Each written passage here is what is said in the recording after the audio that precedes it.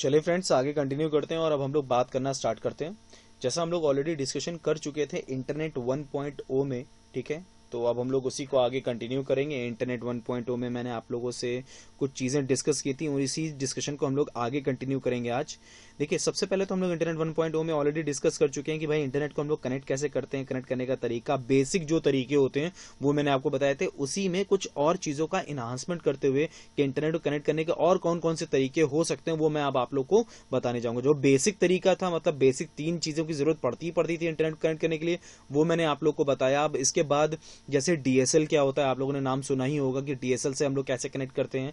DSL जिसके through हम लोग अपना ब्रॉडबैंड कनेक्शन कनेक्ट करते हैं। और भी चीज़ों के बारे में, जैसे डीएसएल हो गया आप लोग का, उसके अलावा डायल अप कनेक्शन हो गया जो पहले के टाइम पे हम लोग इस्तेमाल किया करते थे।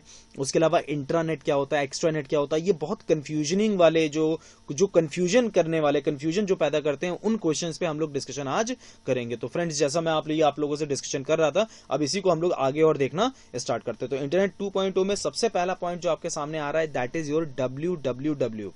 इसके बारे में खैर आप सभी लोग जानते हो www होता क्या है। ये आपका कहलाता है, सबसे पहले तो www की बात अगर की जाए तो ये स्टैंड्स करता है आपका वर्ल्ड वाइड वेब का। ठीक है, ये आपका वर्क करता है किस पे, वर्ल्ड वाइड वेब पे। जहां पर वर्ल्ड वाइड वेब की अगर बात की जाए तो इसको बनाने वाले थे, इसको डेवलप करने वाले थे mister Tim Berners Lee. That is mister Tim Berners Lee. वो आपके होते हैं कौन, मतलब जिन्होंने www को बनाया था। दैट इज डेवलप्ड, मतलब यानी कि www stands for world wide web और www was developed by Tim Berners Lee. Tim Berners Lee ने इसको बनाया था। ठीक है, अब फ्रेंड्स हम लोग आगे और कंटिन्यू करते हैं और बात करना स्टार्ट करते हैं। देखिए, इन शॉर्ट में W3 इसका शॉर्ट फॉर्म होता है। वो तो खैर समझ में, ये तो कॉमन सेंस की बात है कि भाई www लिखा हुआ है तो W3 हमारा यहाँ पर इसका शॉर्ट फॉर्म हो जाएगा। 1989 में ये डेवलप हुआ था पूरी तरीके से। जो डेवलपमेंट हुई थी इसकी वो 1989 में हुई थी। वर्किंग तो बहुत टाइम से इसकी चल रही थी आप लोग की। ठीक है, अच्छा, टिम बर्नर्स-ली ने बहुत टाइम तक इस पे वर्क किया था, तब जाके एक प्रॉपर वे में उन्होंने हम एक पार्ट पे www मतलब वर्ल्ड वाइड वेब को निकाला था। अच्छा, W3C stands for world wide web consortium. अब जैसे ये जो पॉइंट लिखा हुआ है, एक मिनट फ्रेंड्स,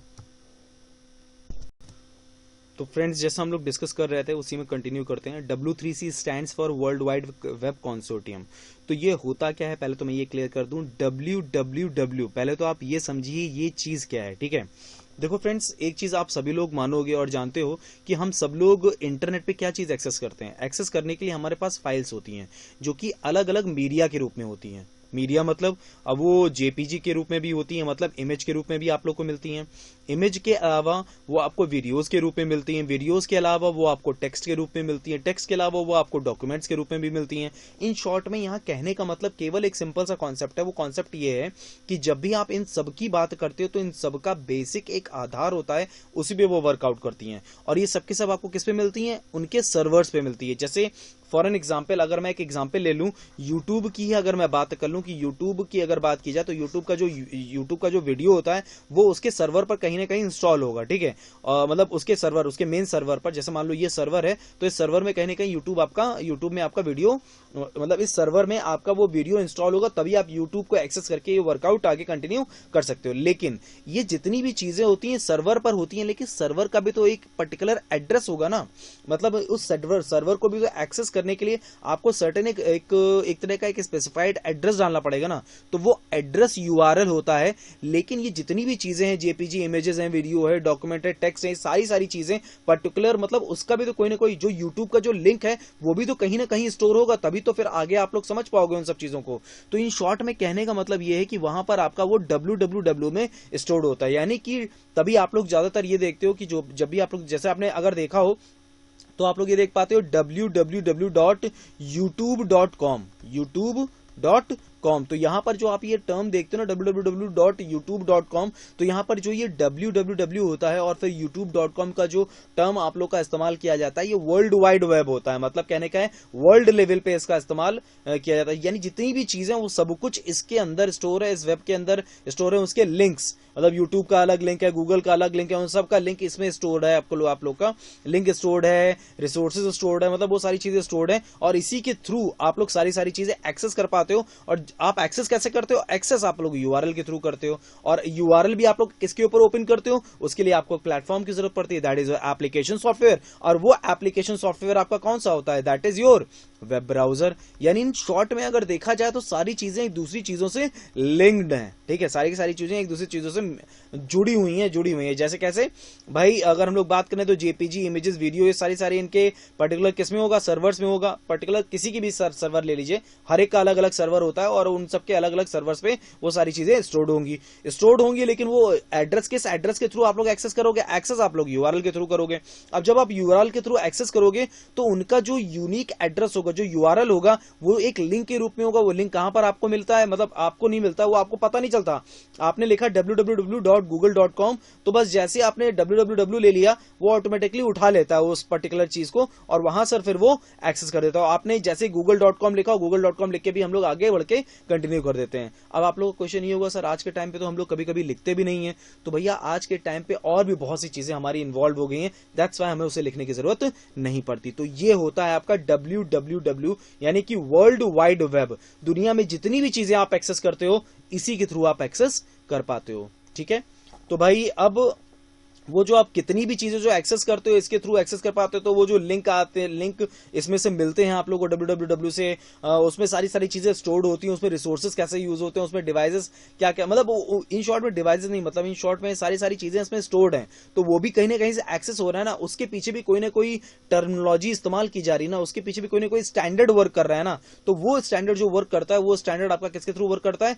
W3C को थ्रू वर्क करता है। जैसे कि अगर आप लोग नॉर्मल स्टैंडर्ड की बात करो नेटवर्किंग में, तो हम लोग किस पे वर्क करते हैं? आईएसओ पे वर्क करते हैं, जिसको हम लोग बोलते हैं इंटरनेशनल स्टैंडर्ड ऑर्गेनाइजेशन।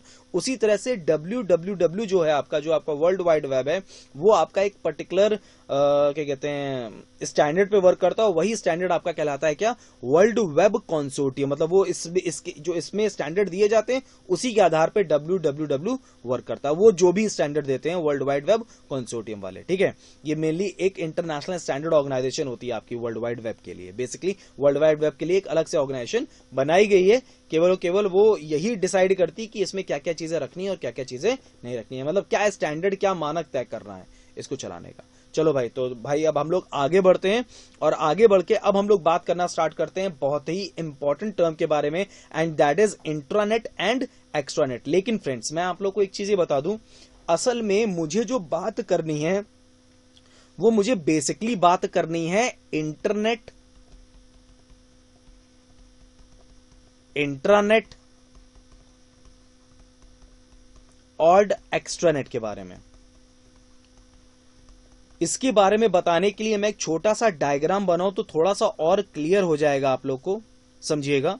अगर हम लोग इंट्रानेट की बात करें, if we can talk about intranet, तो जो ये इंट्रानेट होता है आपका, ये इंट्रानेट आपका वर्क करता है ओनली ऑर्गेनाइजेशन, केवल ऑर्गेनाइजेशंस में, ओनली इन ऑर्गेनाइजेशन, ठीक। जो एक्स्ट्रानेट होता है वो असल में इसी का एक्सटेंडेड वर्जन है, इंट्रानेट का ही एक्सटेंडेड वर्जन। बिल्कुल भी घबराइएगा नहीं, आप लोग के जहन में जो कंफ्यूजन हो रहा है वो सब मैं दूर करूंगा, बिल्कुल परेशान मत होइएगा, ठीक है। बस 2 मिनट दीजिए, मैं आपको पहले ये थोड़ा सा बना के दिखा दूं, ये भी इंपॉर्टेंट है।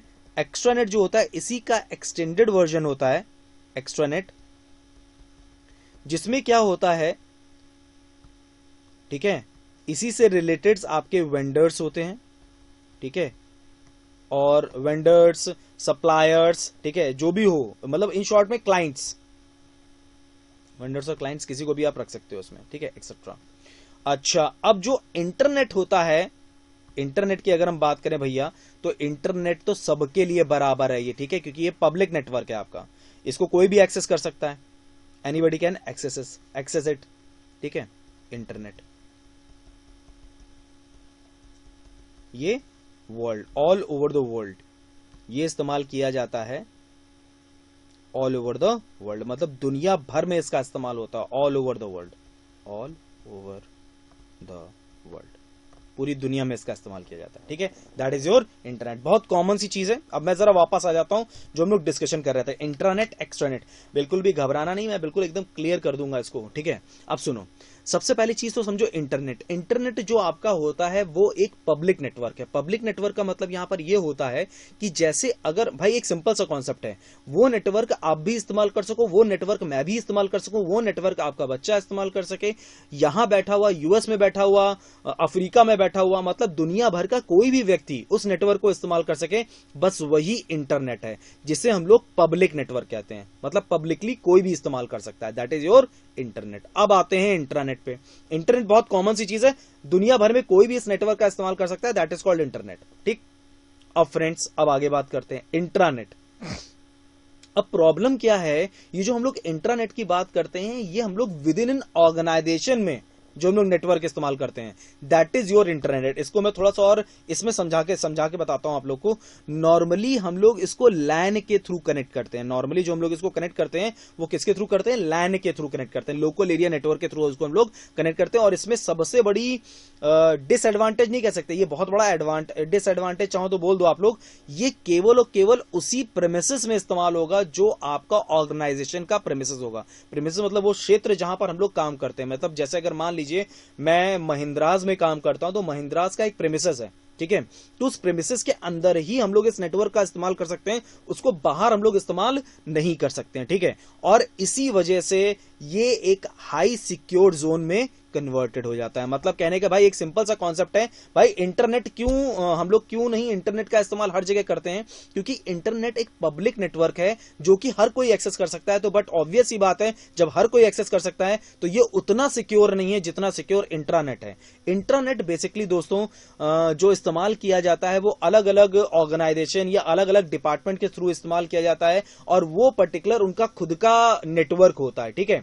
और खुद के नेटवर्क का मतलब ये है कि उनको खुद का सर्वर लेना पड़ेगा, सर्वर परचेज करना पड़ेगा, सर्वर में अलग अलग डिवाइसेस लगानी पड़ेंगी, हब स्विच, मतलब इन शॉर्ट में, सॉरी हब तो नहीं बोल सकते, स्विच बोल सकते हैं। स्विच के अलावा आप लोग को फायरवॉल, मतलब यानी सारी चीजें आपको इनबिल्ट करके एक सर्वर टाइप का बनाना पड़ेगा, और उसके थ्रू आप लोग एक नेटवर्क दोगे जो कि केवल उसी प्रेमिसेस में वर्क करेगा, उसके बाहर वो नेटवर्क वर्क नहीं कर सकता। तो भाई ये आपका कहलाता है क्या, इंट्रानेट। जैसे मैं बैंक की अगर बात करूं तो बैंक का जो भी वर्क होता है वो उसी प्रेमिसेस में होता है, प्रेमिसेस के बाहर आप लोग नहीं कर सकते हो, ठीक है। और अगर प्रेमिसेस के बाहर आपको करना है तो उसके लिए जो आप लोग इस्तेमाल करते हो वो आप लोग इस्तेमाल करते हो किसका, एक्स्ट्रानेट का इस्तेमाल करते हो। इसको मैं अभी पहले क्लियर करता हूं, पहले मैं बैंक की बात कर लूं। बैंक का मतलब यहां पर यह है कि भाई बैंक में देखो, बैंक में जितनी भी चीजें होती हैं, क्यों इंटरनेट, क्यों इंटरनेट, इसलिए क्योंकि बैंक में जितनी भी चीजें हैं वो इतनी ज्यादा कॉन्फिडेंशियल होती हैं, क्योंकि उसमें इंफॉर्मेशन पैसों से रिलेटेड होता है, ठीक है, तो बहुत ज्यादा कॉन्फिडेंशियल होती है, तो वो दुनिया भर को दिखाने के लिए नहीं होती। मतलब कहने का है, जैसे अगर मान लो मैं यूजर हूं किसी बैंक में और मैं चाहता हूं कि मैं अपने खाते से रिलेटेड जानकारी देखूं, तो वो मैं बिल्कुल देख सकता हूं। उन्होंने हमें इंटरनेट बैंकिंग देके रखी हुई है, उसके लिए इंटरनेट में जाके पब्लिकली मैं देख सकता हूं उस चीज को, ठीक है। लेकिन अगर मैं ये चाहूं कि मैं जितने भी अकाउंट्स हैं वो सारे अकाउंट्स के डिटेल देख सकूं, तो वो पॉसिबल नहीं है, वो मैं नहीं देख सकता, क्योंकि वो आप केवल और केवल वो एक बैंक का एम्प्लॉय ही देख सकता है, और वो भी उसी प्रेमिसेस के अंदर, यानी वही चीज आपका इस्तेमाल होती है इंट्रानेट में।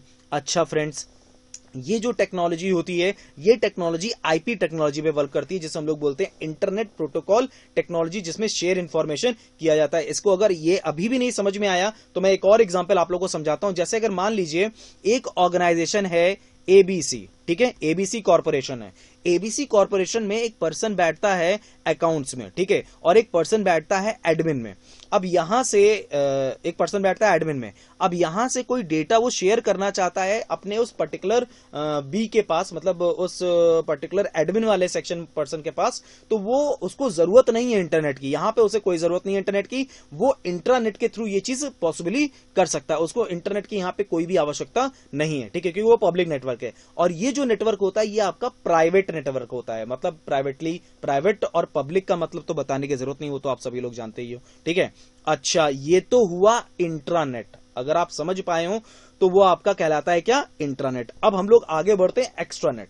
देखो एक्स्ट्रानेट में क्या होता है, देखो एक परेशानी हमारे सामने आई। क्या परेशानी आई, जैसे अगर मान लो कोई जैसे मान लो बैंक का एग्जाम्पल ले लेते हैं, कोई बैंक है ABC, कोई बैंक है, ठीक है, उसकी एक ब्रांच है दिल्ली में और एक ब्रांच है लखनऊ में, ठीक है, ठीक। अब इन्होंने यहां तो इंट्रानेट बना लिया, यहां इंटरनेट बना लिया, यहां इंट्रानेट बना लिया, लेकिन अगर इन दोनों ऑर्गेनाइजेशंस को, मतलब इन दोनों ब्रांचेस को आपस में कनेक्ट करना है तो वो कैसे कर पाएंगे?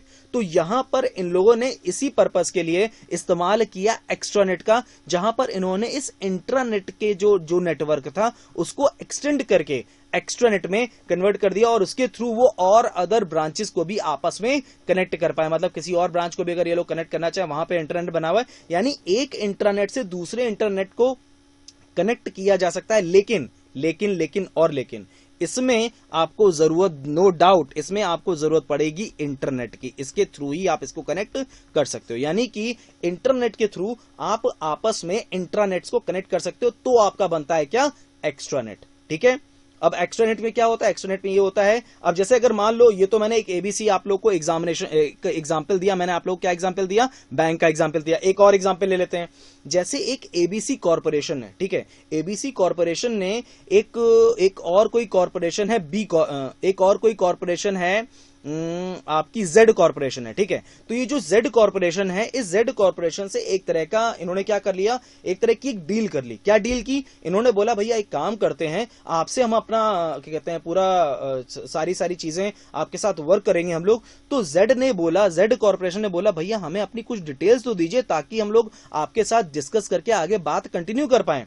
तो इन्होंने कहा सर हमारे पास तो इंट्रानेट है। तो इसी पार्ट पे इन लोगों ने, एबीसी वालों ने क्या किया, इन लोगों ने एक यूजर आईडी और पासवर्ड इन लोग को दे दिया, जेड वालों को एक यूजर आईडी और पासवर्ड दे दिया। अब इस यूजर आईडी और पासवर्ड के थ्रू ये इनके इंट्रानेट में दाखिल हो सकते हैं, लेकिन उसमें राइट्स का एक तरह से बोला जाए, मतलब राइट्स, मतलब एक लिमिट लगा दी कि भैया इसके आगे ये लोग नहीं देख सकते। जैसे अगर वो लोग चाहते हैं केवल अकाउंट्स के पार्ट पे चीजें देख पाए जेड कॉर्पोरेशन, तो केवल अकाउंट्स के पार्ट पे देख पाएगा। मतलब रेस्ट्रिक्शन लगाने का पूरा पावर इस इंट्रानेट में है।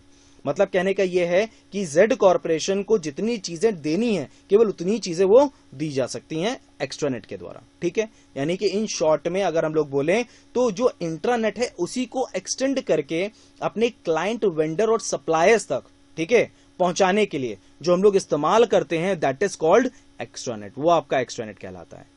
तो फ्रेंड्स, जहां तक मुझे लगता है कि चीज थोड़ी बहुत क्लियर हुई होगी, मैं एक फास्ट रिकैप और कर लेता हूं, लेकिन उससे पहले जरा इसको तो आप लोग देख ही लिए, इसको तो आप लोग समझ ही गए होंगे, ठीक है। अब मैं एक डिफरेंस आप लोग को बता दे रहा हूं, बेसिक डिफरेंस क्या है इन सबके बीच में। देखिए, टाइप ऑफ नेटवर्क में जैसा मैंने आपको बताया भैया हर कोई इस्तेमाल कर सकता है, that is why it is public. Intranet में क्या होता है, ये प्राइवेट नेटवर्क होता है, ठीक है। ये हर कोई इस्तेमाल नहीं कर सकता, ये वही पर्सन इस्तेमाल कर सकता है जो उस प्रेमिसेस में वर्क कर रहा है और जो उस ऑर्गेनाइजेशन का बंदा है, क्योंकि इस पर्सन को भी कुछ यूजर आईडी और पासवर्ड दिया गया होगा तभी वो लॉगिन कर पाया होगा इंटरनेट में, अदरवाइज वो भी उस नेटवर्क को यूज नहीं कर सकता। तो इंट्रानेट का मतलब ये एक प्राइवेट नेटवर्क है, और बस यही नेटवर्क जब इसने किसी जेड कॉर्पोरेशन के बंदे को दे दिया, यूजर आईडी और पासवर्ड दे दिया, उसमें कुछ रेस्ट्रिक्शंस लगा के कि भाई ये पार्ट वो देख सकता है, ये पार्ट वो नहीं देख सकता है, तो बस ये आपका कहलाया क्या, extranet. That is called extranet, जो कि वीपीएन के थ्रू ज्यादातर कंटिन्यू किया जाता है। ये भी आपका एक तरह का प्राइवेट नेटवर्क ही है। प्राइवेट नेटवर्क क्यों है? क्योंकि भाई अगर देखा जाए तो बाहर के किसी पर्सन को परमिशन नहीं है, उसको एक परमिशन दी जाती है। वो भी परमिशन किस तरह से दी जाती है? सिक्योरिटी के साथ दी जाती है, यूजर आईडी और पासवर्ड के साथ उस पर्सन को पर्टिकुलरली परमिशन दी जाती है। तो भाई ये काम होता है एक्स्ट्रानेट में। यानी कि अगर टाइप ऑफ नेटवर्क की बात की जाए तो इंटरनेट पब्लिक कोई भी इस्तेमाल कर सकता है, इंट्रानेट प्राइवेट हर कोई नहीं इस्तेमाल कर सकता, मतलब जो रेस्ट्रिक्टेड जो पर्सन है, जो स्पेसिफाइड पर्सन है, जो स्पेसिफिक पर्सन है केवल वही इस्तेमाल कर सकता है। और एक्स्ट्रानेट में भी यही है कि जो स्पेसिफिक पर्सन है केवल वही इस्तेमाल कर सकता है, ठीक है। और स्पेसिफिक पर्सन वही इस्तेमाल कर सकता है, या फिर इंट्रानेट के द्वारा किसी पर्सन को कोई परमिशन दी गई है वो इस्तेमाल कर सकता है, जैसे मैंने आपको बताया क्लाइंट, वेंडर और सप्लायर। अब साइज की अगर बात करें, इसमें तो भैया पूरा दुनिया ही कनेक्टेड होता है, तो लार्ज नंबर हो गई। इसमें limited number of connected devices होती हैं, क्योंकि यहां पर अब आपकी उस सर्वर पर सब कुछ डिपेंड करता है, उसकी कंपैटिबिलिटी पे डिपेंड करता है कि वो कितनी चीजों को आपस में जोड़ सकता है। लेकिन हालांकि जो ऑर्गेनाइजेशन इस्तेमाल करती हैं वो काफी अच्छा नेटवर्क इस्तेमाल करती हैं, जिसमें अच्छे खासे लोग जुड़ सकते हैं, लेकिन उतने ही लोग जितनों को परमिशन वो ऑर्गेनाइजेशन देती है, ठीक है। एक्स्ट्रा नेट की अगर बात की जाए तो फिर वही चीज, इसमें भी लिमिटेड पर्सन ही इस्तेमाल किए, मतलब लिमिटेड पर्सन ही जुड़ेंगे। कौन जुड़ पाएगा? वो पर्सन जुड़ पाएगा जो उस ऑर्गेनाइजेशन का बंदा होगा, और वो पर्सन भी जुड़ सकता है जिसको वो ऑर्गेनाइजेशन परमिशन देती है कि भैया जाओ तुम जुड़ जाओ, और कोई काम आपको करना हो तो आप अपना काम कंप्लीट कर लो, ठीक है। तो इसके लिए आपका extra limited number if connected devices over internet. लेकिन हाँ, कंडीशन वही है कि भैया एक्स्ट्रा नेट में हमें इंटरनेट की जरूरत तो पड़ती है, ठीक। अच्छा भाई, यहां पर अगर बात की जाए तो depends on the devices connected to the devices, security की बात की जाए तो मैंने आपको बताया सबसे लोएस्ट सिक्योरिटी आपकी इंटरनेट में होती है, इंट्रानेट में सबसे हाई सिक्योरिटी होती है, और जिसकी वजह होता है ये फायरवॉल, ठीक है। अब फायरवॉल क्या चीज होती है? फायरवॉल के बारे में बिल्कुल मत घबराइएगा, मैं नेटवर्किंग में आप लोग को फायरवॉल, जब मैं कंप्यूटर नेटवर्किंग डिवाइसेस पढ़ाऊंगा तब उसमें मैं फायरवॉल प्रॉपर वे में डिस्क्राइब कर दूंगा। अभी बस आप इतना समझो कि अनऑथराइज एक्सेस को रोकने के लिए हम लोग जिस तरह की नेटवर्किंग डिवाइस का इस्तेमाल करते हैं दैट इज कॉल्ड फायरवॉल, वो आपका फायरवॉल कहलाता है, जो कि फायरवॉल प्रोटेक्टेड होता है, ठीक है। और अच्छा, इसी में जो अब नेक्स्ट अगर हम लोग आगे बढ़े तो एक्स्ट्रानेट क्या होता है आप लोग का? Firewall separates internet and extranet. जो फायरवॉल होता है आपका वो असल में कि पब्लिक नेटवर्क और प्राइवेट नेटवर्क को सेपरेट करके पर्टिकुलरली उस ऑर्गेनाइजेशन तक वो नेटवर्क पहुंचाता है। मतलब कहने का यहां पर सिंपल सा इतना है कि ऑर्गेनाइजेशन को वो चीज मिल जाएगी लेकिन सर्टेन कुछ रेस्ट्रिक्शंस एंड सिक्योरिटीज के साथ, ठीक है। किस ऑर्गेनाइजेशन को? वही जेड कॉर्पोरेशन। कॉर्पोरेशन कौन सा था? एबीसी, जिसने इंटरनेट बनाया, ठीक है। अब उसने इंटरनेट बनाया तो उसने किस कॉर्पोरेशन को दिया? जेड कॉर्पोरेशन को दिया। तो जेड कॉर्पोरेशन के पास एक्स्ट्रानेट पहुंचेगा जरूर, लेकिन कुछ सर्टेन रेस्ट्रिक्शंस, कुछ सर्टेन लिमिटेशंस के साथ पहुंचेगा। यूजर आईडी और पासवर्ड उसको मिल जाएगी, ठीक है। अब नॉर्मल चीज है, पॉलिसीज वही है, इंटरनेट कम्युनिकेशन की जो प्रोटोकॉल की पॉलिसीज होती हैं वो इसमें इस्तेमाल होती हैं। इसमें ऑर्गेनाइजेशन पॉलिसीज है, ये हर ऑर्गेनाइजेशन की अपनी अलग अलग होती है। कुछ ऑर्गेनाइजेशन बहुत कुछ ओपन करके देती है, कुछ ऑर्गेनाइजेशन ये तक नहीं ओपन करके देती है कि भैया आप लोग इंटरनेट भी प्रॉपर वे में यूज कर सको, ठीक है। कुछ ऑर्गेनाइजेशन ये भी रेस्ट्रिक्शन लगा के रखती है कि आप पेन ड्राइव भी नहीं ओपन कर सकते हो। तो बहुत सी चीजें होती हैं नेटवर्क में, ठीक है। तो इंटरनेट में तो ऑर्गेनाइजेशन पॉलिसीज बहुत टोटल ऑल मतलब डिपेंड करता है ऑर्गेनाइजेशन की पॉलिसी में इंट्रानेट में, ठीक है। एक्स्ट्रानेट में थोड़ी छूट मिल जाती है क्योंकि उसमें इंटरनेट भी इन्वॉल्व होता है, तो इंटरनेट की पॉलिसीज भी कुछ एडेड हो जाती हैं, ठीक है। अच्छा, अब अगर हम लोग बात करें तो इंटरनेट जो एक्सेसिबिलिटी की बात की जाए, कोई भी पर्सन इस्तेमाल कर सकता है इंटरनेट कोई भी पर्सन इस्तेमाल कर सकता है, ठीक है। अच्छा, इंटरनेट जैसे मैंने भी आपको बताया भैया, जो जैसे बैंक की अगर एग्जांपल ले लो तो बैंक का जो एम्प्लॉय केवल वही इस्तेमाल कर पाएगा, ऑर्गेनाइजेशन का जो एम्प्लॉय केवल वही इस्तेमाल कर पाएगा, कोई और इस्तेमाल कर नहीं सकता। और ऑर्गेनाइजेशन का एम्प्लॉय भी केवल उसी रेस्ट्रिक्टेड एरिया में ही इस्तेमाल कर पाएगा। मतलब जो एरिया है, जिस एरिया में इंटरनेट बना हुआ है उसी प्रेमिसेस के अंदर इस्तेमाल कर पाएगा, उसके बाहर वो भी नहीं कर सकता उस नेटवर्क को इस्तेमाल। That is authorised people. और एक्स्ट्रानेट में भी सेम चीज है भैया, जब मतलब वो ऑर्गेनाइजेशन जब परमिशन दे देगी तब फिर वो एक्स्ट्रानेट का पर्सन इसका इस्तेमाल कर सकता है, ठीक है। अब जैसे इसके एग्जांपल्स की अगर आप लोग बात करें तो भैया वर्ल्ड वाइड वेब कोई एग्जांपल नहीं है, ये असल में ये बताने की कोशिश की गई कि इंटरनेट की अगर बात करो तो पब्लिक है, हर कोई इस्तेमाल कर सकता है। That is your world wide web. World wide web में सब कुछ पड़ा होता है ना, दैट्स व्हाई इसको यहाँ पे रखा गया है। अच्छा, बैंक्स नेटवर्क का मतलब ये है कि वो जो आप लोग देखते हो ना सीबीएस प्रणाली जो हम लोग इस्तेमाल करते हैं बैंक्स में, कोर बैंकिंग सोल्यूशन इस्तेमाल करते हैं, तो वो जो कोर बैंकिंग सोल्यूशन वो लोग इस्तेमाल करते हैं उसके लिए इन लोग के पास एक सॉफ्टवेयर है जो कि इन्फोसिस ने डेवलप करके दिया है, दैट इज योर फिनाकल का सॉफ्टवेयर है, ठीक है। तो ये जो फिनाकल का सॉफ्टवेयर होता है, ये फिनाकल का जो सॉफ्टवेयर होता है वो पर्टिकुलर उसी प्रेमिसेस के अंदर ही वर्क करेगा। उसके बाहर अगर आप वर्क कराना चाहो, आपको अगर परमिशन मिले तो वो आप वीपीएन के थ्रू वर्क करा सकते हो, ठीक है। That is your virtual private network. एक तरह का टनल बना लिया जाता है नेटवर्क के थ्रू, जिसके थ्रू आप जो आपका नेटवर्क है वो पर्टिकुलरली आप एक्सटेंड करके कहीं और भी इस्तेमाल कर सकते हो। लेकिन इसमें जो मदद चाहिए होती है वो मदद चाहिए होती है किसकी? इंटरनेट की मदद चाहिए होती है, जो कि आप लोग का एग्जाम्पल किसका एग्जाम्पल हो सकता है? बैंक्स के नेटवर्क का example is the perfect example for internet. और एक्स्ट्रानेट क्या चीज होती है बच्चा लोग? एक्स्ट्रानेट आपका वो नेटवर्क है जिसमें बैंक्स एटीएम नेटवर्क की बात की जाए। अब जैसे अगर आपको बताया जाए क्यों बैंक्स एटीएम नेटवर्क की बात की, यहाँ पे आप लोग को मालूम है कि हम लोग एटीएम कार्ड का इस्तेमाल करते हैं। अब ऐसा तो है नहीं कि अगर एसबीआई का एटीएम है, हमारा एटीएम कार्ड है हमारा, तो हम केवल एसबीआई के एटीएम से ही पैसा निकाल सकते हैं। निकाल हम बैंक ऑफ बड़ौदा से भी सकते हैं, निकाल हम एक्सिस से भी सकते हैं। तो ये अलग अलग बैंक्स को भी हम लोगों ने कुछ तरह का नेटवर्क प्रोवाइड करके रखा है, बैंक्स ने इस तरह का नेटवर्क प्रोवाइड करके रखा है। लेकिन वो सारी चीजें एक्सेस नहीं कर सकता, वो केवल उतनी ही चीजें एक्सेस कर सकता है जिसके थ्रू कोई भी पर्सन अपने एटीएम से अमाउंट विड्रॉ कर सके, बस उतनी ही चीजें एक्सेस्ड है। तो एक एक एग्जाम्पल के तौर पे आपको ये चीज बताने की कोशिश करने की मतलब कोशिश की है हम लोगों ने, ठीक है। तो भाई अब मुझे लगता है, जहां तक मुझे लगता है कि अब आपको चीजें क्लियर हो गई होंगी, क्या इंटरनेट है, क्या इंट्रानेट है और क्या एक्स्ट्रानेट है। मैं एक बार फास्ट रिकैप कर लेता हूं। इंटरनेट जो दुनिया में कोई भी इस्तेमाल कर सकता है, ठीक है, दुनिया में कोई भी इस्तेमाल कर सकता है क्योंकि ये पब्लिक नेटवर्क है। इंट्रानेट वो नेटवर्क जो केवल उसी प्रेमिसेस में इस्तेमाल किया जा सकता है, उसके बाहर आप उसका इस्तेमाल नहीं कर सकते, और इस्तेमाल प्रेमिसेस के अंदर किया जा सकता है और वही पर्सन इस्तेमाल कर सकता है जिसको वो नेटवर्क परमिशन देता है, यानी उसके लिए भी यूजर आईडी पासवर्ड समथिंग कुछ ऐसा रेस्ट्रिक्शन टाइप का लगाया गया होगा, ठीक है। उसके बाद आपका आता है एक्स्ट्रानेट। यही जो इंट्रानेट का जो नेटवर्क होता है उसी को एक्सटेंड करके आपने किसी ऑर्गेनाइजेशन को वो नेटवर्क प्रोवाइड कर दिया। अब वो वीपीएन के थ्रू कर दिया या कोई और टेक्नोलॉजी आपने इस्तेमाल की, नॉर्मली वीपीएन का ही इस्तेमाल किया जाता है उस जगह पे, यानी एक्सटेंड करके आप अपने नेटवर्क को, इंटरनेट को, आप उसको पर्टिकुलर पर्सन को, इंडिविजुअल्स को, ऑर्गेनाइजेशंस को प्रोवाइड कर रहे हो। क्यों? क्योंकि हो सकता है कोई ऑर्गेनाइजेशन आपके साथ काम कर रही हो और उसको कुछ सर्टेन डॉक्यूमेंट्स की, कुछ सर्टेन चीजों की जरूरत पड़ रही है, तो उसके लिए फिर आपने अपना नेटवर्क का कुछ पार्ट जो कि रेस्ट्रिक्टेड है, मतलब रेस्ट्रिक्टेड मतलब सारा नेटवर्क पूरा नहीं दे देंगे, सारा डेटा नहीं वो एक्सेस कर सकता है एक्स्ट्रानेट पे बैठ के, वो केवल उतना ही डेटा एक्सेस कर सकता है जिससे उसका काम हो जाए। तो ये आपका होता है एक्स्ट्रानेट, ठीक है। तो फ्रेंड्स, आपका है internet, intranet and extranet. Again, internet सभी लोग इस्तेमाल कर सकते हैं, इंट्रानेट केवल उसी ऑर्गेनाइजेशन का बंदा इस्तेमाल कर सकता है उसी प्रेमिसेस में, और एक्स्ट्रानेट वही प्रेमिसेस का जो नेटवर्क है वो एक्सटेंड करके जब अपने क्लाइंट, वेंडर और सप्लायर्स तक पहुंचा दिया जाए और वो उसका इस्तेमाल कर पाए किसी रेस्ट्रिक्शन के थ्रू, मतलब यानी कि कुछ सर्टेन चीजों के थ्रू, मतलब कुछ चीजों पे ही एक्सेस कर पाए, तो ये आपका कहलाता है क्या? एक्स्ट्रानेट। तो friends, internet, intranet and extranet. चलिए अब हम लोग आगे और डिस्कशन कंटिन्यू करते हैं। चलिए फ्रेंड्स, फिर आगे बढ़ते हैं, कंटिन्यू करते हैं। तो भाई जैसे हम लोग अभी तक डिस्कशन कर रहे थे, अभी तक हम लोगों ने डिस्कशन किया इंटरनेट, इंट्रानेट और एक्स्ट्रानेट के डिफरेंस के बारे में। उसके बाद अब हम लोग एक डिफरेंस और थोड़ा सा समझेंगे, वेब पेज, वेबसाइट और वेब पोर्टल। बहुत कॉमन सा डिफरेंस है, ठीक है।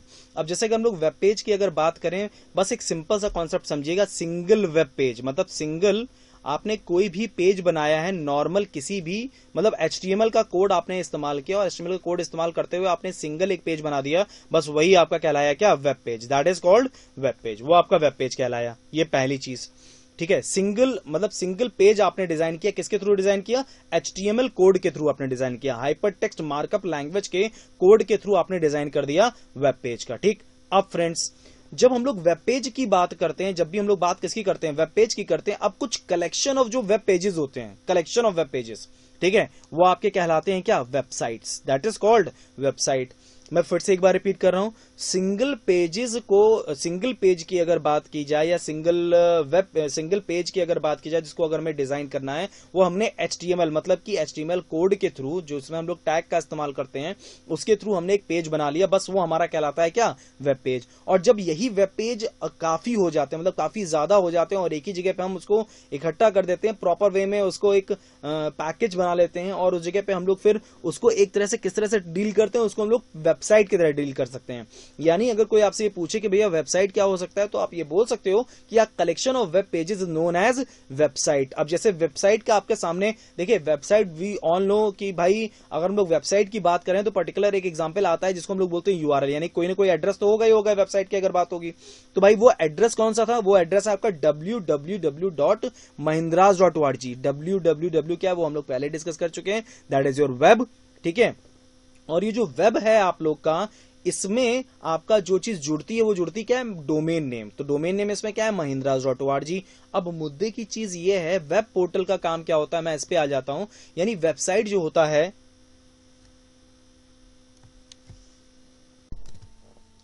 तो हाँ भाई, जो हम लोग डिस्कस कर रहे थे कि वेब पोर्टल क्या होता है, तो वेब पोर्टल क्या होता है इस पे सर हम लोग डिस्कस करते हैं।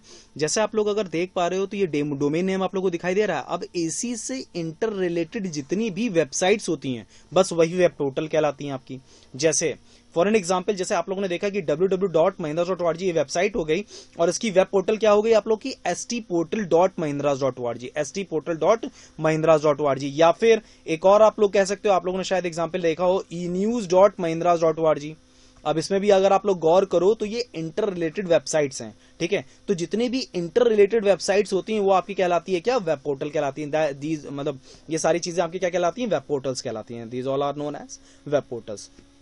तो एक हो गया वेब पेज, एक हो गया वेबसाइट और एक हो गया web portal. I again repeat it, single page अगर आपको डिजाइन करना है HTML हाइपरटेक्स्ट मार्कअप लैंग्वेज के थ्रू, that is called web page. Collection of web pages is known as website, जिसमें डोमेन नेम हमारा होता है, वो तो खैर हम लोग जानते हैं, URL में होता है वो हमारा। और उसी डोमेन नेम से इंटर रिलेटेड जब कोई और वेबसाइट होती है तो वो नॉर्मली हमारी कहलाती है क्या, वेब पोर्टल। वही चीज लिखा है, web portal is a collection of inter related websites, ठीक है। इंटर रिलेटेड जो वेबसाइट्स होती हैं, जैसे एग्जांपल मैंने बताया www.mahindra.org वेबसाइट है, उसके बाद stportal.mahindra.org आपकी वेब पोर्टल हो गई, enews.mahindra.org आपकी क्या हो गई, वेब पोर्टल हो गई। That is your web portal. चलिए फ्रेंड्स, नेक्स्ट आगे कंटिन्यू करते हैं, हम लोग बात और करना स्टार्ट करते हैं। धीमे धीमे और भी चीजों पर डिस्कस करेंगे, इसमें कुछ छोटी छोटी चीजें भी आएंगी। देखिए मैंने बोला छोटी चीज आएंगी, तो भाई छोटी चीज आगे, that is your email. Email के बारे में मुझे नहीं लगता कि मुझे बहुत ज्यादा कोई डिस्कस करने की जरूरत है, क्योंकि email, what is email, we all know that what is email, ठीक है। ईमेल जो हमारा होता है that is your electronic mail, उसको हम लोग बोलते हैं क्या, इलेक्ट्रॉनिक मेल, ठीक है। और ईमेल को इन्वेंट करने वाले थे मिस्टर रे टॉमिल्सन। अगर हम लोग बोले तो नाम क्या था उनका, उनका नाम था रे टॉमिल्सन, जिन्होंने ईमेल को इन्वेंट किया था। ईमेल इन्वेंट करने वाले थे रे टॉमिल्सन। ईमेल की अगर बात की जाए, जिसको हम लोग इलेक्ट्रॉनिक मेल बोलते हैं, इसके थ्रू हम लोग कोई भी मेल को सेंड कर सकते हैं। We can send any type of mail to another internet user. भाई ये तो ऑब्वियस सी बात है, जैसे हम लोग कोई लेटर कहीं पे भी भेज सकते हैं, ठीक है, कोई लेटर हम लोग जिस तरह से कोई कहीं पे भी भेज सकते हैं, उसी तरह से अगर हमें कोई मेल सेंड करनी है तो हम लोग मेल भी सेंड कर सकते हैं। ईमेल अगर हमें कोई सेंड करनी है तो हम लोग बिल्कुल ईमेल भी सेंड कर सकते हैं। We can also do it. तो इन शॉर्ट में मेरा एक सिंपल सा कॉन्सेप्ट है यहाँ पे, ईमेल क्या होता है, that is your electronic mail. Email was invented by Ray Tomlinson, रे टॉमिल्सन के थ्रू ईमेल इन्वेंट की गई थी आपकी, ठीक है। ईमेल की अगर बात की जाए तो उसका काम क्या होता है, भाई मेल को सेंड करना और रिसीव करना, यही काम होता है मेल का, ठीक है। इसके अलावा इसमें आप लोग क्या क्या चीजें भेज सकते हो, इसमें टेक्स्ट, इमेज, साउंड, वीडियो आप लोग सब कुछ भेज सकते हो, उसकी उस जीमेल आईडी की लिमिट के हिसाब से। जैसे अगर जीमेल आईडी की अगर बात की जाए तो वो अगर 32 GB तक भेज सकता है, सॉरी 5 MB तक भेज सकता है, तो 5 MB, 10 MB, 20 MB, वो हर एक मतलब कुछ कुछ जीमेल आईडी का अपना अलग अलग होता है हिसाब किताब, जिसके थ्रू वो भेज पाता है, ठीक है। अच्छा, तो ये तो आपका क्या हो गया, that is your email, electronic mail. अब इसमें कुछ टर्म्स आते हैं, जैसे आप लोग अगर देख पाए तो ये आपकी चीजें होती हैं। जैसे सबसे पहला क्या लिखा हुआ, इनबॉक्स। इनबॉक्स में क्या होता है, जो भी मेल आपके पास आती है वो इसमें आके स्टोर हो जाती है, वही रिसीव्ड मैसेजेस आपके स्टोर हो जाते हैं। सेंड, नाम ही जैसा बता रहा है कि भैया जो सक्सेसफुली सेंड हो जाती है, जो पहुंच जाती है सक्सेसफुली, वो हमारी होती है क्या, सेंड ऑप्शन होता है। कंपोज, मैं आउटबॉक्स रोक रहा हूं क्योंकि अभी मेरी एक क्वेरी है, उसको मैं अभी क्लियर करूंगा। कंपोज क्या होता है भाई, जैसे अगर आपको मेल लिखना है तो मेल लिखने का जो एक एरिया होता है, जो एक लिंक होता है जिसके थ्रू आप मेल लिखने के एरिया में पहुंच पाते हो, तो वो आप लोग का कंपोज होता है। कंपोज पे आप जैसे ही क्लिक करोगे आपके सामने कुछ इस तरह का मैटर ओपन हो जाएगा, आप यहां पे आराम से लिख सकते हो, that is your compose mail. Compose mail के बाद आप लोग इस तरह से लिख के आप आगे कंटिन्यू सेंड कर सकते हो। अच्छा भाई, फिर आपका आता है स्पैम, बल्क, जंक। जितने भी ऐसे कमर्शियल मैसेजेस होते हैं जिनका कोई मतलब बहुत ज्यादा इंपॉर्टेंस नहीं होती है, कभी कभी ऐसा भी होता है इसमें कुछ मैलिशियस मेल्स भी आ जाती हैं, वही लिंक के रूप में, लिंक के रूप में आगे आपके 1 करोड़ की लॉटरी लगी, तो वो भी कभी कभी इन सब में, मतलब जो भी उसे ऐसा लगेगा मेल में, जो मेल आईडी होती है उसकी ऑर्गेनाइजेशन जो होती है, जैसे गूगल है आपकी ऑर्गेनाइजेशन, तो गूगल को अगर लगेगा ये मेल कुछ ऐसा लग रहा है, मैलिशियस लग रहा है, तो वो उसको उठा के स्पैम में डाल देता है, या बल्क या जंक है, सेम काम तीनों का सेम है, चाहे जंक ईमेल बोलो, चाहे स्पैम बोलो, चाहे बल्क बोलो। ये असल में इसमें एक चीज और होती है, कई बार ऐसा होता है कि कई बार हमारे पास रिपीटेड मैसेजेस आते हैं, रिपीटेड मेल्स आती हैं, तो वो भी इसी में स्टोर होती चली जाती हैं, ठीक है। तो नॉर्मली जितनी भी हमारी एडवर्टीजमेंट से रिलेटेड होती हैं वो भी इसी में आती चली जाती हैं। खैर अब तो और भी दायरे बना दिए गए हैं मेल के द्वारा, ठीक है। अच्छा, ड्राफ्ट्स को भी 2 मिनट के लिए रोकते हैं, हम लोग बात करते हैं पहले जरा ट्रैश के बारे में। ट्रैश में क्या होता है, ट्रैश में वो एरिया होता है जहां पर सारी डिलीटेड मेल्स पहुंचती हैं आप लोग की, सारी क्या पहुंचती हैं, डिलीटेड मेल्स पहुंचती हैं। तो ये जो डिलीटेड मेल्स आप लोग की पहुंचती हैं ये बहुत ही ज्यादा इंपॉर्टेंट होती हैं। कई बार ऐसा होता है ये जो डिलीटेड मेल्स होती है, जैसा आपने किया, अब आपने जैसे भेजा, आपने हटा दिया, आपने जैसे ही हटाया वो पूरी तरह से नहीं हटती, वो जाती है पहले ट्रैश में, ठीक है। और ट्रैश को भी आप लोग एम्प्टी कर सकते हो, वो आप पे डिपेंडेंट है। तो जब भी आप कोई रिसीव मैसेज होते हैं जिसको आप डिलीट करना चाहते हो, जो इनबॉक्स में पड़े हो तो उनको आप डिलीट करना चाहते हो, तो आप डिलीट करोगे, लेकिन उसके बाद भी एक टेम्पररी स्टोरेज एरिया दे के रखा गया है, किसके थ्रू, मेल आईडीज के द्वारा दिया जाता है, उसको हम लोग ट्रैश बोलते हैं, उसमें जाके वो स्टोर हो जाता है। और उसमें फिर वो कई बार इसमें सेटिंग्स भी होती हैं, कुछ मेल आईडीज हमें सेटिंग देती है कि आप लोग क्या कहते हैं ऑटोमेटिकली डिलीट होता रहे, ठीक है। कुछ ऑटोमेटिकली डिलीट करती रहती हैं कोई एक सर्टेन टाइम पे, वो टाइम लिमिट आप घटा बढ़ा भी सकते हो, बहुत कुछ होता है इसमें, ऑप्शंस होते हैं इसमें अलग अलग। अच्छा भाई, अब जो मैंने छोड़ के रखा है जरा उन दोनों के बारे में बात कर ली जाए।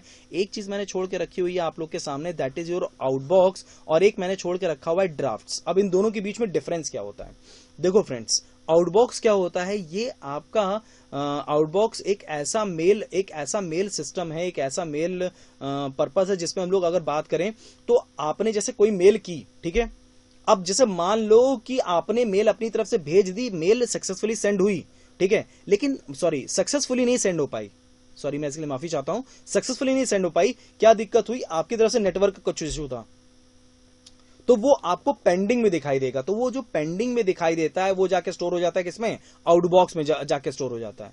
और जैसे ही वो पहुंच जाता है उस जगह पे जहां पर उसको पहुंचना होता है जिस रेसिपिएंट के पास, तो वो आपका सेंड में दिखाने लगता है।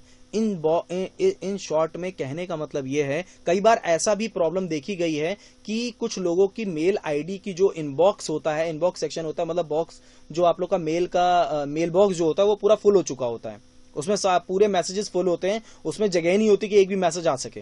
तो उस चक्कर में भी आउटबॉक्स में कुछ जगहों पे आप लोग को दिखाई देगा आपकी मेल, मतलब आपकी मेल वहां पे फंसी हुई दिखाई देगी आउटबॉक्स में, ठीक है। तो इन शॉर्ट में an outbox is where outgoing email messages are temporarily stored, मतलब कहने का है कि आउटबॉक्स में आपको वो मेल्स दिखाई दी जाएंगी जो आप लोग भेज रहे हो, मतलब सेंड कर रहे हो जब आप लोग, ठीक है, सक्सेसफुली सेंड नहीं हुई हैं वो मैसेजेस, वो मेल्स आप लोग को आउटबॉक्स में दिखाई देती हैं। अच्छा, ड्राफ्ट का क्या मतलब, ड्राफ्ट और आउटबॉक्स के बीच में बेसिक डिफरेंस ये होता है, ड्राफ्ट में क्या होता है, आप जानबूझ के कोई मेल सेव करते हो, उसको आप कैंसिल करते हो या क्लोज करते हो, जब आप क्लोज करते हो तो वो ड्राफ्ट में जाके स्टोर हो जाता है, जो भी कुछ आपने बनाया होता है, ठीक है।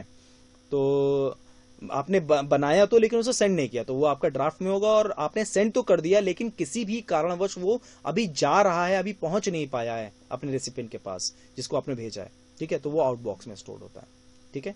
So that is your inbox, sent, outbox, compose, spam, bulk, junk, drafts and trash. चलिए फ्रेंड्स, अब नेक्स्ट आगे कंटिन्यू करते हैं, ये तो कॉमन चीजें। अच्छा, इसमें एक बहुत इंपॉर्टेंट चीज है जो मुझे आप लोग को बतानी है। देखो, टू तो हर कोई जानता है, ये बताने की जरूरत नहीं है, सब्जेक्ट भी हर कोई जानता है, अटैच करना, मैसेज करना, ये सब हर कोई जानता है, ये सब कॉमन सी चीजें। भाई मैसेज वही वाला एरिया है जहां पे आप लोग मैसेजेस को लिखते हो, प्रॉपर वे में लिख देते हो। टू वो लिखते, उस पर्सन का नाम लिखते हो जिसको आप भेजना चाहते हो, मोस्ट इंपॉर्टेंट, यानी प्राइमरी एड्रेस होता है टू, ये हमेशा ध्यान रखना।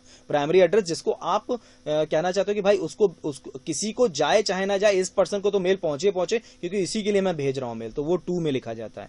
अच्छा, सीसी में वो पर्सन्स आते हैं, सीसी का पहले तो मैं फुल फॉर्म बता दूं, that is your called carbon copy. इसमें वो पर्सन्स आते हैं जिनको आप उस पर्टिकुलर मेल की एक कार्बन कॉपी, मतलब एक डुप्लीकेट कॉपी भेजना चाहते हो, ठीक है। और बीसीसी क्या होता है बच्चा लोग, ऐसी एरिया होता है, भाई कार्बन कॉपी के थ्रू भी आप सबको भेज सकते हो और बीसीसी के थ्रू भी भेज सकते हो। तो अब एक क्वेश्चन ये उठता है कि सीसी और बीसीसी के बीच में क्या डिफरेंस है, तो इसका डिफरेंस मैं प्रॉपर वे में आप लोग को क्लियर करता हूं बच्चा लोग।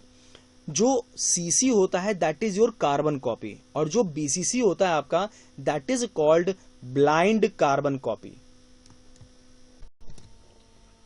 तो हाँ स्टूडेंट्स, जैसा हम लोग डिस्कशन कर रहे थे, तो भाई सीसी होता है कार्बन कॉपी और बीसीसी होता है ब्लाइंड कार्बन कॉपी। अब इन दोनों के बीच में डिफरेंस मैं आप लोग को पहले तो समझा दूं। देखिए, कार्बन कॉपी की अगर बात की जाए तो जैसे मैंने आपको बताया डुप्लीकेट कॉपीज भेजी जाती हैं इनके लिए। ब्लाइंड कार्बन कॉपी में क्या होता है, फॉर एन एग्जांपल समझिएगा, आपने ABC को @gmail.com को भेजा, ठीक है, और आपने भेजा कॉमा करके 123 @gmail.com को, ठीक है। अब बात ये होती है कि नॉर्मली जब आप 2 से भेजते हो, ठीक है, जब आप 2 से भेजते हो, 2 से किसी को आपने XYZ ABC @xyz.com को आपने भेजा, और कार्बन कॉपी में आपने CDE @xyz.com को आपने भेजा, ठीक है। अब होता क्या है, इसमें तो उस पर्सन को दिखाई देता है कि उस किस किस को क्या कहते हैं मेल्स भेजी गई हैं, ठीक है। जो कार्बन कॉपी होता है इसमें भी पर्सन को दिखाई देता है अगर किसी और को मेल भेजी गई होती है, जैसे कॉमा करके मैं 124 करके @gmail.com करके किसी और को भेजूं, तो ये भी इस पर्सन को दिखाई देगी। किसको दिखाई देगी? सीडीई को दिखाई देगी। सीडीई को दिखाई देगा 124 का भी, और 124 को दिखाई देगा सीडीई का, मतलब दोनों को एड्रेस दिखाई देगा कि दोनों के पास मेल पहुंची है, ठीक है। अच्छा, ब्लाइंड कार्बन कॉपी में क्या होता है कि जब आप abc@gmail.com पे भेजते हो, ठीक है, abc@gmail.com पे आपने भेजा और 123@gmail.com पे भी आपने भेजा, तो अब इसमें होता क्या है ब्लाइंड कार्बन कॉपी में, एबीसी वाला अपना एड्रेस तो देख सकता है कि हाँ इसके पास आई है मेल, ठीक है, एबीसी के पास, लेकिन वो ये नहीं देख पाएगा कि किस किस और को भेजा गया है। मतलब कहने का ये है 2 में ये प्रोविजन होता है कि वो देख सकता है किसी को भी भेजा जाए, ठीक है, मतलब कोई भी रेसिपिएंट देख सकता है किसी का भी एड्रेस। मतलब कहने का है कि अगर एबीसी को भेजा गया और 123 को भेजा गया तो दोनों एक दूसरे का एड्रेस देख सकते हैं, हाँ इसको भी भेजा गया है। कार्बन कॉपी में भी सेम होता है कि सीडीई और 124 को भेजा गया तो सीडीई देख सकता है 124 का, 124 देख सकता है सीडीई का, मतलब इन दोनों को भेजा गया है, मतलब इन दोनों के पास भी मेल पहुंची है। लेकिन अगर बीसीसी में आप रख के भेजोगे किसी भी पर्सन को तो आपको अपने अलावा किसी और का एड्रेस नहीं दिखाई देगा। जैसे अगर आप चाहते हो कि किसी ए पर्सन को आप चाहते हो मेल ऐसा फॉरवर्ड करना जिसमें ए पर्सन के पास तो पहुंचे मेल और बी पर्सन के पास भी पहुंचे, लेकिन आप ऐसा ना कर पाओ कि ना ए पर्सन वाला ये समझ पाए कि आपने बी पर्सन को भेजा और ना बी पर्सन वाला ये समझ पाए कि आपने ए पर्सन वाले को भेजा है, तो इसके लिए आप लोग बीसीसी का इस्तेमाल कर सकते हो। That is your blind carbon copy, ठीक है, that is your blind carbon copy, जिसमें आपको कार्बन कॉपी ब्लाइंडली यूज होती है। इसमें एक दूसरे रेसिपिएंट्स एक दूसरे का एड्रेस नहीं देख पाते हैं, ठीक है। अच्छा, सब्जेक्ट क्या होता है ये मैंने बता ही दिया, मैसेज एरिया मैंने आपको बता दिया। बस इसमें एक चीज ये बचती है, सिग्नेचर लाइन। सिग्नेचर लाइन क्या होता है, आप लोग लास्ट में लिखते नहीं हो रिगार्ड्स करके, ठीक है, रिगार्ड्स करके आप लोग लिखते हो एबीसी, आपका नाम, आपका एड्रेस और फलाना ढिमाका विद रिगार्ड्स, मतलब जो भी कुछ आप लिखना चाहते हो आपने एक जगह स्टोर कर दिया, ठीक है, तो वो आपका सिग्नेचर लाइन ही होता है, that is your signature line. हर मेल आईडी में आप लोग को एक एरिया ऐसा प्रोवाइडेड होता है कॉन्फ़िगर करने के लिए कि आप अपना सिग्नेचर लाइन मतलब ऐड कर दो, आपको बार बार लिखने की जरूरत नहीं पड़ेगी। जब भी आप कंपोज मेल में जाके मेल लिखोगे तो आपको यहां पर वो एरिया में लिखा हुआ दिखाई देगा वो सिग्नेचर लाइन। ऐसे कई ऐसे ऑप्शंस प्रोवाइडेड हैं मेल आईडीज द्वारा, ठीक है। तो फ्रेंड्स ये हो गया आप लोग का क्या, email, that is called email, electronic mail. तो चलिए फ्रेंड्स अब आगे कंटिन्यू करते हैं और बात करना स्टार्ट करते हैं। जैसा हम लोग अभी तक डिस्कशन कर चुके हैं ये ईमेल के रिगार्डिंग था, और अब हम लोग नेक्स्ट जो डिस्कस करेंगे वो आपका होगा ब्लॉग और सोशल नेटवर्किंग। ऐसा देखिए, ब्लॉग और सोशल नेटवर्किंग एक ऐसी चीज है कि आज के टाइम पे ये एक तरह से हमारी जरूरत बनती जा रही है। ब्लॉग तो हम नहीं कह सकते लेकिन सोशल नेटवर्किंग साइट जरूर है, और इसमें भी जो सबसे ज्यादा इस्तेमाल होने वाली है वो हमारी कौन सी मालूम है, फेसबुक है हमारी सबसे ज्यादा इस्तेमाल होने वाली, ठीक है। अभी मैं इस पे और 2-3 चीजें आप लोगों को बताता हूं, कुछ इंपॉर्टेंट चीजें भी है। जैसे ब्लॉग में क्या लिखा है, blog is a website where entries are written as information और news on a particular subject. वो फूड से रिलेटेड हो सकता है, आपका हेल्थ से रिलेटेड हो सकता है, किसी भी तरह का कोई भी इन्फॉर्मेशन आप लोग इस पे डाल सकते हो ब्लॉग पे, ठीक है। अब ये ब्लॉग पे जो आप लोग इन्फॉर्मेशन डालते हो ये टेक्स्ट के फॉर्मेट में आप लोग डालते हो। टेक्स्ट के फॉर्मेट के अलावा आप लोग वीडियो के फॉर्मेट में भी डाल सकते हो, ऑडियो के फॉर्मेट में भी डाल सकते हो, ठीक है, इमेजेस के फॉर्मेट में भी डाल सकते हो। ये टोटली ऑल आप पे डिपेंड करता है। ब्लॉग्स आप लोग देखते होंगे, कई बार आप लोगों ने सुना होगा कि ब्लॉग्स पे काफी इन्फॉर्मेशन, काफी यूजफुल इन्फॉर्मेशन बेसिकली इस पे मिलती है हम लोग को, जो कि अलग अलग जगहों पे अलग अलग पर्संस देते हैं हम लोग को, ठीक है।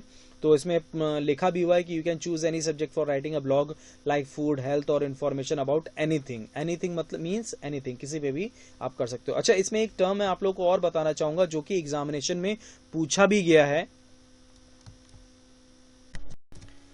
ओके फ्रेंड्स, तो जैसे कि अभी हम लोग डिस्कशन कर ही रहे थे, तो फेसबुक काफ़ी पॉपुलर सोशल नेटवर्किंग साइट है, और ब्लॉग तो हम लोग ने पहले बात कर ही ली और वीलॉग के बारे में बात कर ली। हाँ, जो मैं बताने जा रहा था उसके बारे में आ जाता हूँ। भाई देखिए, सोशल मीडिया पे तो सबसे पॉपुलर फेसबुक जरूर है, लेकिन अगर हम लोग एक प्रोफेशनल सोशल नेटवर्किंग साइट्स की अगर बात करें तो यहाँ पर एक स्पेसिफिक एक एग्जाम्पल आता है, शायद आप लोग को जानकारी ना हो। अब प्रोफेशनल्स का मतलब यहाँ पर ये है, जैसे आईटी प्रोफेशनल हो गए, जैसे सिविल प्रोफेशनल्स हो गए, मतलब हर एक ऑर्गेनाइजेशन या हर एक डिपार्टमेंट का अलग अलग प्रोफेशनल्स होते हैं। तो बस उन्हीं प्रोफेशनल्स की अगर बात की जाए तो इसमें कौन सा प्रोफेशनल ऐसा होता है जो मतलब कौन सा ऐसा सोशल नेटवर्किंग साइट है जिसमें हम लोग प्रोफेशनल्स का मतलब प्रोफेशनल्स ज्यादातर उससे जुड़े होते हैं। मतलब अगर एक तरह से बोला जाए तो उस सोशल नेटवर्किंग साइट में आपके केवल और केवल प्रोफेशनल्स ही इस्तेमाल करते हैं उस सोशल नेटवर्किंग साइट को, जिसमें वो अलग अलग ऑर्गेनाइजेशन से रिलेटेड अपनी जो एक्सपीरियंसेस हैं वो डालते हैं। उसके अलावा जो उन्होंने रिसर्च वर्क किया होता है वो उसके बारे में डालते हैं, या फिर कुछ मतलब कुछ भी चीज जो अपडेट आती है ऑर्गेनाइजेशन से रिलेटेड। मतलब ऐसी नहीं कि पर्सनल इन्फॉर्मेशन जो ऑर्गेनाइजेशन नहीं चाहती है, वो इन्फॉर्मेशन जो उनकी पर्सनल चीजों से रिलेटेड होती है, जिसके थ्रू उनको जॉब ऑफर्स और अच्छे आ सकते हैं। मतलब इन शॉर्ट में ये एक तरह से बोला जाए तो बहुत बड़ा एरिया होता है, बहुत बड़ा सोशल नेटवर्किंग साइट है जिसमें सारे प्रोफेशनल्स आपस में जुड़ते हैं और आपस में बातचीत कर सकते हैं। दैट इज योर, अगर उसकी हम बात करें तो उसका साइन ये होता है और उसको हम लोग बोलते हैं LinkedIn. That is your LinkedIn. बाकी सबके सब सोशल नेटवर्किंग साइट्स आप लोग जानते हो, ट्विटर के बारे में आप लोग आए दिन सुनते ही रहते हो, ठीक है। तो मुझे बहुत ज्यादा कोई डिस्कशन का इसमें मोटिव नहीं है, बस एक मुद्दे की चीज केवल इतनी है कि ब्लॉग जो होता है वो पर्टिकुलर कोई इन्फॉर्मेशन देने के लिए इस्तेमाल की जाने वाला एक तरह से एक हमारा एरिया है, या फिर कह सकते हैं वेबसाइट्स होती है हमारी ब्लॉग की। और जो हमारा सोशल नेटवर्किंग साइट होता है इसमें आप अपने फ्रेंड्स से रिलेटेड या फिर दोस्तों से आपस में कनेक्ट होना, या फिर आपके रिलेशनशिप में कोई है दूर कहीं कोई है तो उससे कनेक्ट होना, मतलब रिलेशनशिप वालों से आपस में कनेक्ट होना, ये सारी चीजें पॉसिबल हैं आपकी। तो बी ब्लॉग की अगर बात करें या वीलॉग की अगर बात करें तो उसमें आप लोग वीडियोस को, जो छोटे छोटे वीडियोस होते हैं उनको डाल सकते हैं ब्लॉग में, या फिर सोशल नेटवर्किंग साइट्स की अगर बात की जाए तो उसमें प्रोफेशनल्स के लिए लिंक्डइन का इस्तेमाल होता है, और जो सोशल मीडिया जो सबसे पॉपुलर सोशल मीडिया है वो आपका फेसबुक है। तो चलिए फ्रेंड्स, नेक्स्ट अब हम लोग आगे बढ़ते हैं और आगे कुछ और पॉइंट्स पे डिस्कशन करते हैं। चलिए फ्रेंड्स, अब हम लोग आगे बढ़ते हैं और आगे बात करना स्टार्ट करते हैं। जैसा मैं आप लोगों से भी डिस्कशन कर रहा था, अब हम लोग बढ़ेंगे, जैसा हम लोग ऑलरेडी डिस्कशन कर चुके हैं तो अब आगे बढ़ के अब हम लोग बात करेंगे। क्योंकि देखिए अब अभी ऐसे हम लोग अगर बात करें तो फिर इंटरनेट कोई बहुत छोटा टॉपिक नहीं है, इसमें और भी बहुत से टर्म्स आते हैं। लेकिन अब हम लोग एमसीक्यू के बारे में बात करेंगे। हाँ, मैं ये चीज़ ज़रूर आप लोगों से वादा करता हूँ कि मैं अभी एक वीडियो आप लोग का ऐसा लेकर आऊँगा, उस वीडियो में आपके कुछ इंपॉर्टेंट टर्म्स ही आएंगे। मतलब कहने का है जैसे इंटरनेट से रिलेटेड कुछ हो गया, कुछ हार्डवेयर से रिलेटेड हो गया, कुछ टर्म्स अभी छूटे हुए हैं जो आप लोग को बताने हैं। तो समझ लीजिए एक ग्लॉसरी तौर के, एक ग्लॉसरी रूप में हम लोग वो टर्म्स ले आएंगे। जैसे आप लोग का मैं बता दूं, जैसे जैसे डीएसएल हो गया आप लोग का, ठीक है। उसके अलावा क्या हो गया, आईएसडीएन हो गया आप लोग का, ठीक। इसके अलावा क्या हो गया, इसके अलावा और भी काफ़ी टर्म्स हैं। जैसे मैं अगर उसमें बात करूं तो एसएमपीएस की बात करते हैं, स्विच मोड पावर सप्लाई की, या फिर हम लोग सीमॉस बैटरी की अगर बात करें, सीमॉस सेल की अगर बात करें, ठीक है। तो इस तरह से कई टर्म्स हैं अभी, एक्सेट्रा एक्सेट्रा एक्सेट्रा, ऐसे कई टर्म्स हैं जिसमें मैं एक प्रॉपर वे में वीडियो आप लोग को अलग से दे दूंगा। तो अभी इंटरनेट के पार्ट पे भी काफ़ी टर्म्स छूटे हुए हैं, जिसमें डीएसएल एक बहुत इंपॉर्टेंट टर्म है, एक आईएसडीएन बहुत इंपॉर्टेंट टर्म है। इसके अलावा क्या कहते हैं, सेटेलाइट है एक टर्म। उसके अलावा अगर हम लोग बात करें तो और भी कुछ टर्म्स हैं जो इंपॉर्टेंट, जैसे हॉटस्पॉट, ठीक है। तो मतलब यानी कि इंटरनेट से कनेक्टेड होने वाले जो इक्विपमेंट्स हैं या टर्म्स हैं या टर्मोलॉजीज है जिनसे रिलेटेड क्वेश्चंस आते हैं, तो वो भी बहुत इंपॉर्टेंट टर्म्स अभी छूटे हैं। ऐसा नहीं कि छूटे नहीं है, लेकिन वो मैं एक अलग से सेक्शन, एक अलग से वीडियो ले आऊंगा उसके लिए। तो उसके लिए बिल्कुल भी परेशान होने की जरूरत नहीं है आप लोग को, और उसमें थोड़ा तेजी से हम लोग डिस्क्राइब कर देंगे। तो भाई अब हम लोग नेक्स्ट आगे बढ़ते हैं अपने एमसीक्यू की तरफ। तो भाई एमसीक्यू में आपका सबसे पहला सेक्शन जो आता है, who is the inventor of WWW। तो भाई ये हर कोई जानता है कि इन्वेंटर कौन थे। ये मैंने इस क्लास में भी आप लोग को बताया था कि भाई इसके जो इन्वेंटर थे वो थे आपके टिम बर्नर्स ली। हर कोई जानता है, ये कोई कॉमन, बहुत ही आसान और बहुत ही सरल सा क्वेश्चन यहाँ पे रखा गया है, ठीक है। WWW आप लोग का क्या होता है, that is your world wide web, world wide web. और ये होता क्या है ये मैं ऑलरेडी एक्सप्लेन कर चुका हूँ इस क्लास में, ठीक है। तो ये मुझे एक्सप्लेन नहीं करना है। लेकिन हाँ फ्रेंड्स, जैसे मैंने भी बोला ना कि कुछ टर्म्स होते हैं। अब जैसे कुछ टर्म से मेरे दिमाग में आया, वो टर्म्स आप लोग के कौन कौन से होते हैं। जैसे एक टर्म और आप लोग का होता है, ठीक है, उसमें भी मतलब इसमें भी कई ऑर्गेनाइजेशन से भी रिलेटेड अलग अलग क्वेरीज होती हैं। जैसे आईएसओ हो गया, ठीक है। इनके फुल फॉर्म्स कई बार पुटअप होते हैं। तो वो सब कुछ जो हम लोग एक abbreviation, terms plus extension files, इन सब के जिस वीडियो में बात करूंगा उसी में कुछ और टर्म्स के बारे में भी डिस्कशन कंटिन्यू कर लूंगा। चलिए फ्रेंड्स, नेक्स्ट आगे कंटिन्यू करते हैं भाई। ओके फ्रेंड्स, जैसा हम लोग अभी डिस्कशन कर रहे थे तो अब बढ़ते हैं आगे। बस वही टर्म्स की जो हम लोग बात कर रहे थे, तो मैं एक टर्म आपको बताना भूल गया था, वो भी मैं आपको बता दे रहा हूँ। इसमें नहीं डिस्कस करेंगे, वो हम लोग उसी जो हम लोग वीडियो बनाएंगे अलग से, उन्हीं टर्म्स में डिस्कस कर लेंगे। जैसे आप ये देख पा रहे होगे 4 बार W लिखा हुआ है, तो भाई वर्ल्ड वाइड वेब तो होता है, ये एक चीज और होती है वर्ल्ड वाइड वेब वॉर्म, ठीक है। तो ये आपका, अगर आप इसको गूगल पे सर्च करोगे तो आपको देखने को मिलेगा कि सर्च इंजन था, ठीक है। www में पहला सर्च इंजन था ये, लेकिन अब वो क्या था, कैसा था, थोड़ी सी हिस्ट्री भी हम लोग उसमें डिस्कस कर लेंगे जब हम लोग टर्म्स के बारे में डिस्कशन करेंगे, ठीक है।